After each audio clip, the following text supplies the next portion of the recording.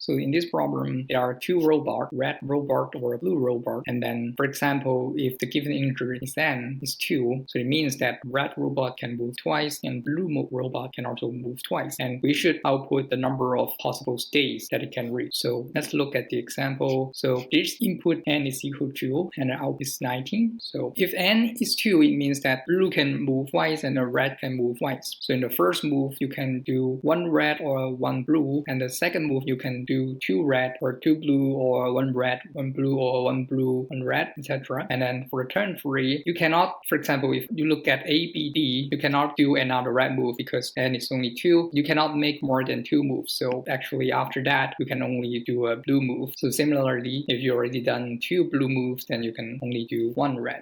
So keep that in mind. And then for turn 4, we will keep that constraint. And after all the possible moves, if you look at this graph, you can see there are like 1, 2, 3, 4, 5, 6, 7, 8, 9, 10, 11, 12, 13, 15, 16, 17, 18, 19.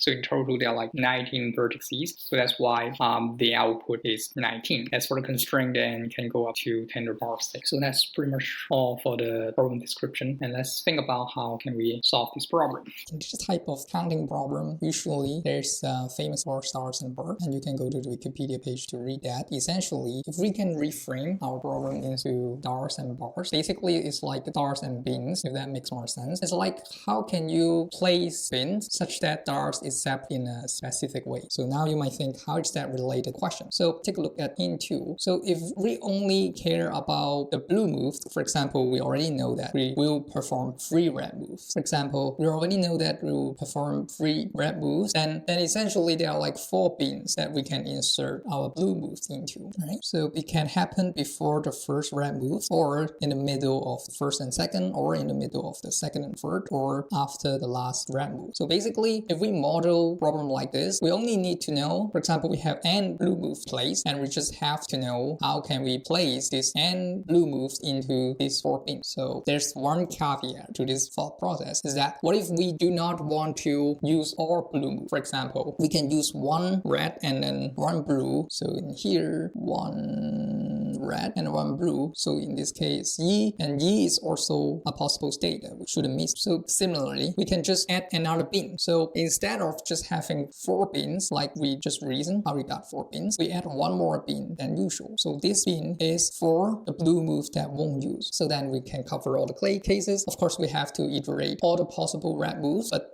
all the possible red moves will go from 1 to n, and it's just 10 to the power 6. So that's almost all the solution. Let's take a look at the last hint. So if you look at the Wikipedia page, placing n items into k bins where bin can be empty. For example, this arrow and arrow, they could be empty. There could be no blue moves in here at all. So if we consider that, then the formula is just k plus n minus 1 choose n, where k is the number.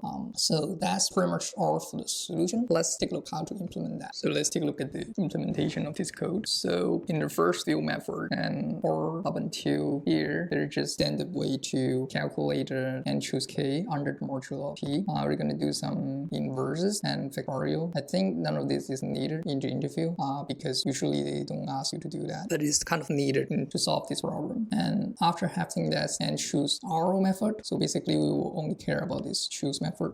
So as we mentioned, the red moves can go from 0 all the way to n, and then reiterate every red move. So for one particular red move, as we discussed, there are red move plus 1 gap, and then we have plus 1 more, because in that bin we'll place the blue moves that are not in use. So that's why we have plus 2 instead of plus 1. And once we have that, and basically this choose and plus bins minus 1 and n is just the formula from the Wikipedia page. So where k is the bins we have for the blue moves, and then we iterate all the red moves, and then iterate how many ways for us to choose the blue move place in the bins, and then we add that to our answer, and finally we will return the answer. And that's pretty much all for the solution. Let's try to submit this. Okay, let me submit. Okay, except complexity, it should be O of n, because we kind of need that to do this or this inverses and factorial, and then we also need to iterate the red moves. So so potentially go up to n. And the space complexity is also n because, I have to use an array to store the factorial in inches. But inside here, this for loop, it should be constant. As you can see here, the choose method, it doesn't call anything. It just used the value of an array because we have already calculated. So this is constant and this is linear. So it turns out it's just on after all. So here GPT-4 is correct. That's very much our first solution, and I'll see you next time.